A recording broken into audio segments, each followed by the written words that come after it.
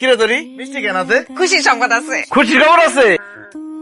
তোর প্রমোশন হয়েছে তাই না? আর দূর, হাসপাতালের আগে কি প্রমোশন হয় নাকি? আমগো ম্যাডামে নতুন একটা প্রাইভেট কিনছে, একদম চকচকা গাড়ি। ম্যাডামের গাড়ি কিনছে, তোরা তো খুশি লাগছে কার তুই মিষ্টি নিয়ে ঘুরতেছিস। আরে তোর তো নতুন চাকরি হয়ে গেছে, এই দেখ তোর লেগে নতুন শার্ট প্যান্ট কিনে নিয়ে ম্যাডামের নতুন গাড়িটা তুই চালাবি। কি কষ্ট না করছিস? ম্যাডামের গাড়ি আমি চালাম কেন? আমার তো কাম আছে। আরে তোমার যে চাকরি, ওই চাকরি করে চেহারার কি হাল করছো দেখছো তুমি? এই লাশের গাড়ি আমি তোরে চালাইতে দিব না, কথা ফাইনাল। কথা ফাইনাল মানে তুই কই লইব? আমি সারা জীবন লাশের গাড়ি চালাম। দেখ রসা, এখন কিন্তু বেশি গার্তারামি করতেছস। আমি ম্যাডামরে অনেক কইয়া তারপর রাজি করাইছি। আমার মান সম্মানটা একটু রাখ, কথাটা রাখ। তোরে পাকনামি করতে কেরা কইছিস? আগে জানলে মিষ্টি আমি মুখে তুলতাম না। আর তো ছাড় আমার লাগবে না, যা। তোমার নিমো খারামের নিমো খারাম, ভালো একটা কাজ করতেছিস, ভালো লাগে না তো তোমার? আমার কামই সব থেকে বড়, আমার কামটা ছোট করে কথা বলবি না। কি এমন কাম করো তুমি? ছোট লোক, ছোট নিচে।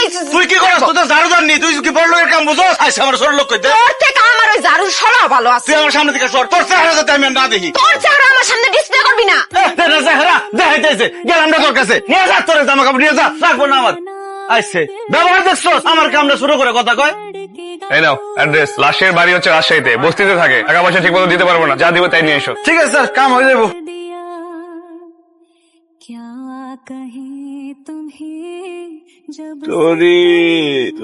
তুই কই? হাল্লা কি করছে রে? কেমনে হলো অবস্থা? আচ্ছা ঠিক আছে, তোর কিছু করতে হবে না, আমি আইতাছি। কতবার কইরা কইলাম লাশের গাড়ি চালানো বন্ধ করো না, আমার কথা তো আর শুনবি না। আকর এই কিছু খাইছে? নিজের তো কোনো চিন্তা কোনো সময় করবি না, আমার চিন্তাটাও যদি করতি এই গাড়িটা চালাইতি। এই লাশের গাড়ি চালাইতে চালাইতে একদম লাশ হয়ে পড়ে রইছস। কিরে কই তুই মন খারাপ করছস? কয়েকদিন তোর যত্ন নিতে পারি নাই দেখা। শোন না, আমার একটা কথা আছে। শোন, তুই লাশের গাড়ি চালানো ছাইরা দে। এটা সম্ভব না। কেন সম্ভব না? দুনিয়াতে এত মানুষ কত কাজ করতেছে না? কোন একটা কাজ করবি, নাইলে চাকরি করবি, নাইলে ব্যবসা করবি। জীবনে আমি সব ঘটনা ভুললেও ছোটবেলার ওই একটা ঘটনা আমি কোনোদিন ভুলব না। তুই তো জানোস না, এর লেগে এরকম আবদার করতে পারলি।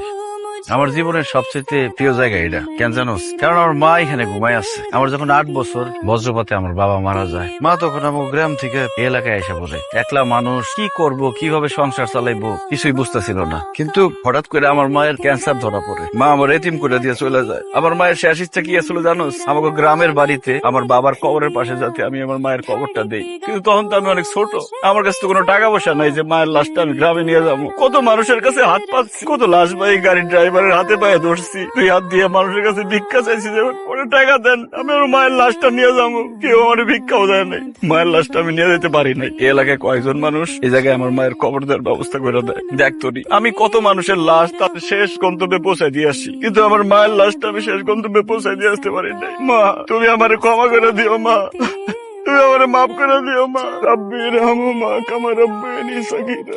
সুসিম, আমি না সত্যি জানতাম না তোর মনের মধ্যে এত কষ্ট লুকায় আছে। তুই তো কোনোদিন আমার কষ্ট নাই, জানলে সত্যি আমি তোর লাশের গাড়ি চালাইতে মানা করতাম না। সত্যি তুই আমার মাফ করে দে।